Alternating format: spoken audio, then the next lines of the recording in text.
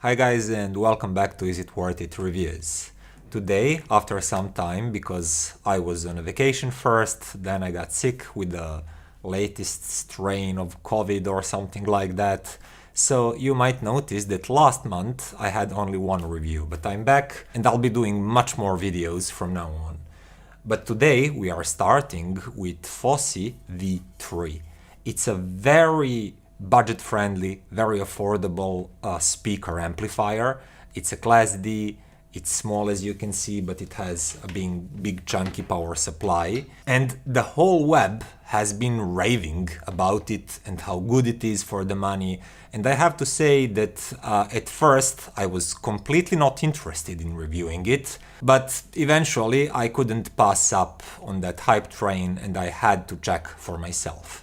So nice people from Fosi, they offered me this one for a review, and they asked would I like 32 volts power supply or 48 volts power supply. Of course, I chose the bigger one because it provides more power. And here I want to tell you about the pricing. With 32 volts power supply, this integrated amp costs $90. Yeah, that's below $100. With 48 volts power supply, it costs $110. And I haven't tested 32 volts version, but looking at some measurements, 48 volts version provides significant uplift in the power that this integrated amp can deliver to your speakers. So for just $20 difference, I would definitely go for 48 volts and I wouldn't think about it. And if you really don't have $20, then save some money. Skip some ice cream. You'll be fitter and you'll have a more powerful power supply. It's a win-win situation. Oh yeah, one last thing. This volume knob is by default black. And I have black version somewhere around here. That's included in that $90 and $110 pricing. But if you want the orange one that I have here, it's additional $9.99 or $10. But with it, here I have the most luxurious and most powerful version of Fosi V3, and its total cost is $120. Now the part about the features will be very short. It's very simple. On the back you have one set of analog inputs. It's RCA inputs and that's it. You also have one set, that's two pairs of speaker outputs, speaker binding posts. You connect your source, that may be a DAC, a CD player, a DVD player, if anybody uses that still, I don't know. Let me know if you use a DVD player. But that aside, one pair of analog inputs, one pair of speaker binding posts. That's it. In the front, there is a volume knob that's at the same time on and off button. When it clicks, it's on, and there is a LED that lights blue and it's on. You can adjust the volume and you can turn it off. That's all. And as mentioned before, there is an external power supply that does AC to DC conversion, and as I said, I have 48 volts. And I'm not really sure about the power rating and everything, but Fosi claims that this amp can deliver up to 300 watts into 4 ohm loads. And that's quite a lot. And quite honestly, I think it's not fully realistic. At least when we are talking about continuous power delivery, maybe in peaks, but that's not how most serious hi-fi manufacturers declare their power. But that unnecessary bragging about watts aside, I think that realistic power of Fosi V3 is quite high for such a small device.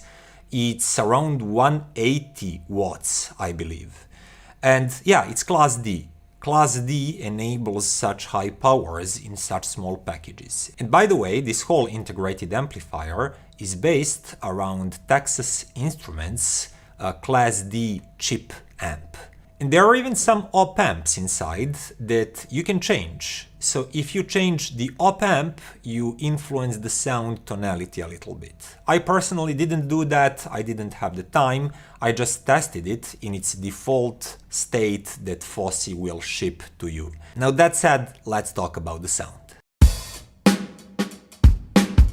First thing that I noticed about Fosi V3's sound is that it's really well balanced. It's really maturely tuned.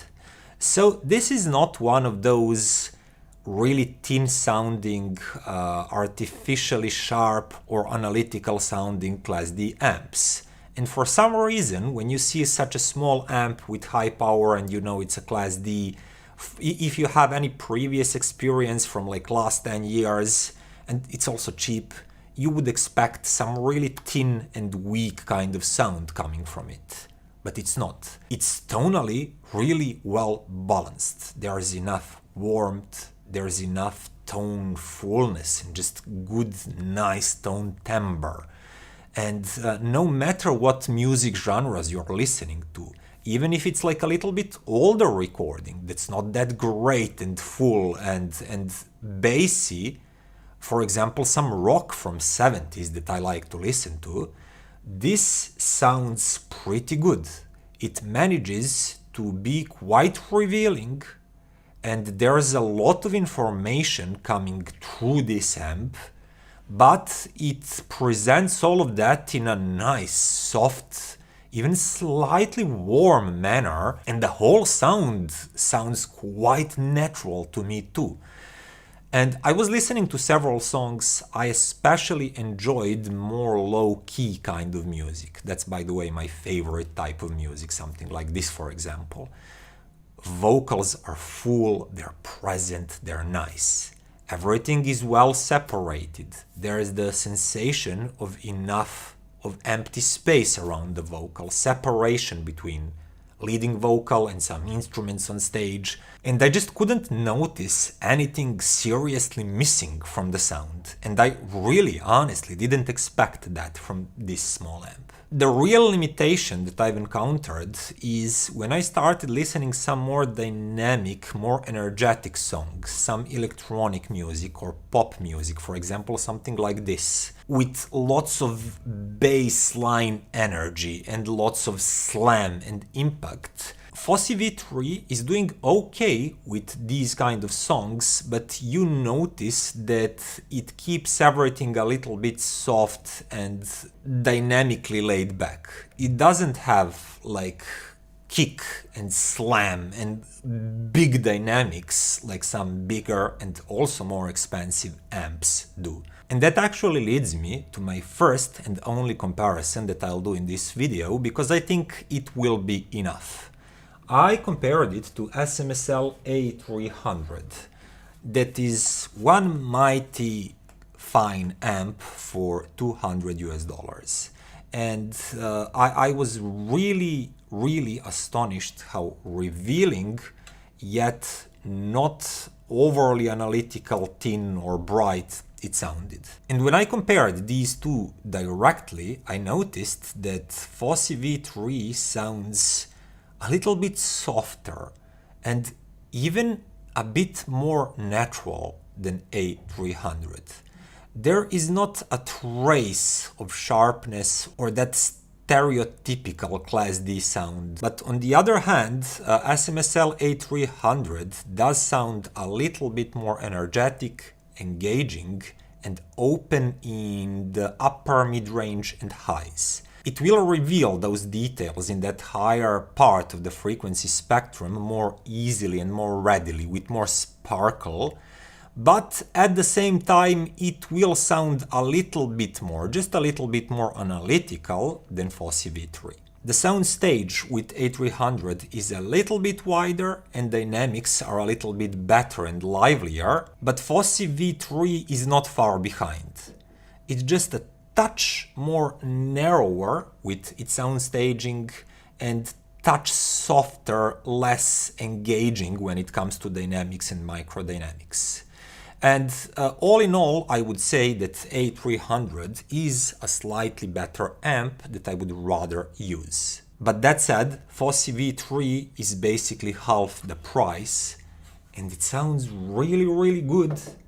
And if you maybe have some a little bit sharp sounding or too bright sounding speakers, you might even prefer it. So talking about that pairing, I think that something like, let's say, Triangle Borea O3 that I reviewed here on this channel. Great speakers, really sensitive, like 91 dB, really dynamic and punchy, but they have kind of brightness and sharpness. They're aggressive in the upper mid-range, especially in that lower treble. And if you pair those speakers with bright or just very neutral amp, they will dominate with their aggressive and brightish nature. And I'm just taking that Triangle as the example. There are plenty of speakers like that. And Fosi V3, in my opinion, pairs really nicely with speakers like that. Don't get me wrong, it pairs really nicely with well-balanced, very neutral speakers too, because Fosi V3 is very well-balanced,